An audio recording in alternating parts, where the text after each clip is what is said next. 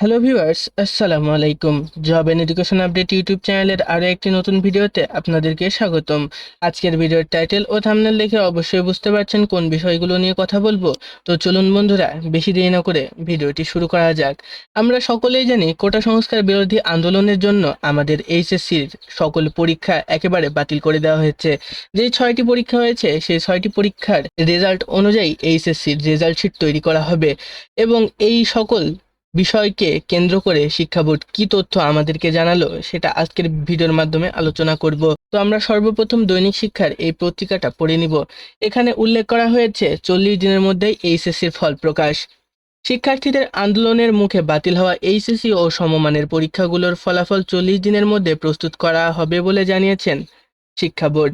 বুধবার 21শে আগস্ট শিক্ষা বোর্ডগুলোর কর্মকর্তাদের প্রথম বৈঠকে এই নিয়ে একটি সিদ্ধান্ত হয়। ঢাকা মাধ্যমিক ও উচ্চ মাধ্যমিক বোর্ডের পরীক্ষা নিয়ন্ত্রক অধ্যাপক মোহাম্মদ আবুল বাশার বলেন, পরীক্ষার্থীরা যেন সর্বোচ্চ সুবিধা পায় সেভাবেই ফলাফল প্রস্তুত করা হবে। অনুষ্ঠিত পরীক্ষাগুলোর নম্বর এবং যেগুলো হয়নি সেগুলোর সাবজেক্ট ম্যাপিং করে ফল প্রস্তুত করা হবে। অধ্যাপক আবুল বাশার আরও বলেন, এসএসসিতে খারাপ থাকলেও জেএসসির ফল বিবেচনা করা হবে। জেএসসিতে খারাপ হলে যে 7 বিষয়ে পরীক্ষা দিয়েছে সে 7 বিষয়গুলো কেমন ফল করেছে সেটিকে গুরুত্ব দেওয়া হবে। সর্বোপরি যেখানেই শিক্ষার্থীদের সর্বোচ্চ বেনিফিট দেওয়া যায় সেটাই দেওয়া হবে। অর্থাৎ এখানে আপনাদের একটু ক্লিয়ার করে বলে দিই, আপনারা হয়তো বুঝতে পারছেন না। আপনারা যারা এবছর এইচএসসিতে অংশগ্রহণ করেছেন, বাদবাকি পরীক্ষা তো হলো না, তাহলে এইচএসসিতে আপনি কি ফলাফল করেছেন সেই ফলাফলটা বিবেচিত করা হবে। আবার এদিকে যদি আপনার এইচএসসিতে খারাপ থাকে তাহলে আপনার জেএসসির ফলাফল দেখা হবে। আর জেএসসিতে ফলাফল যদি খারাপ থাকে তাহলে যে 7টি বিষয়ে আপনি পরীক্ষা দিয়েছেন সেই 7টি বিষয়ের মার্কিং আপনার রেজাল্ট শিট তৈরি করা হবে। আর এখানে আরও উল্লেখ করা হয়েছে যেন শিক্ষার্থীরা সর্বোচ্চ সুবিধা পায় সেভাবেই ফলাফল তৈরি করা হবে। এর আগে 20 আগস্ট দুপুরে সচিবালয়ের ভেতরে ঢুকে পড়েন হাজার হাজার এইচএসসি পরীক্ষার্থী।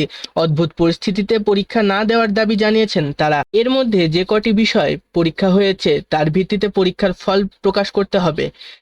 কারণ হিসেবে আন্দোলনে অনেক পরীক্ষার্থী আহত হওয়া এবং পড়াশোনায় ক্ষতি হওয়ার কথা উল্লেখ করেন তারা। এটা স্বাভাবিক বিষয়, কারণ কোটা সংস্কার বিরোধী আন্দোলনে সবাই পার্টিসিপেট করেছিল, তাই সবাই এখন প্রায় আহত।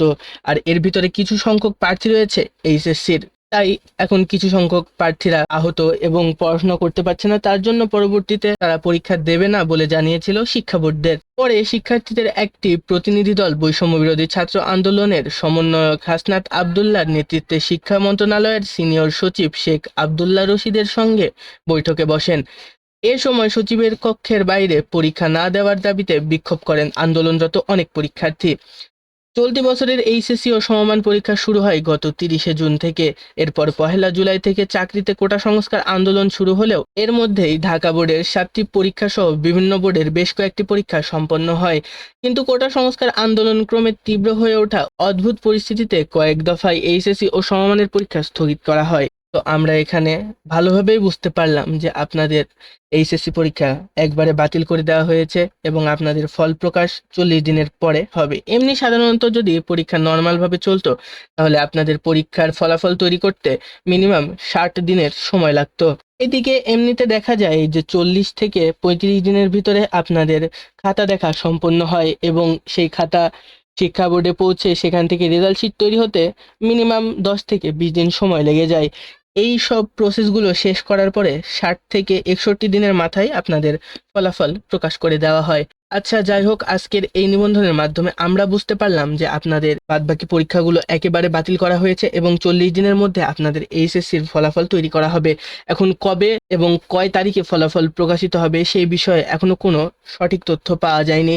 আর আপনাদের আরেকটা বিষয় আমি জানিয়ে দিতে চাই, আপনারা অনেকে মনে করছেন এইচএসসির ফল তৈরি সাবজেক্ট মার্কিং এর মাধ্যমে করা হবে, কিন্তু না, এ বিষয়ে সঠিক তথ্য একবারে শিক্ষা বোর্ড জানিয়ে দিয়েছে যে আপনাদের এইচএসসিতে বাদবাকি যে সকল সাবজেক্ট ছিল সেই সাবজেক্টগুলোর সাবজেক্ট ম্যাপিং দিয়েই রেজাল্ট শিট তৈরি করা হবে।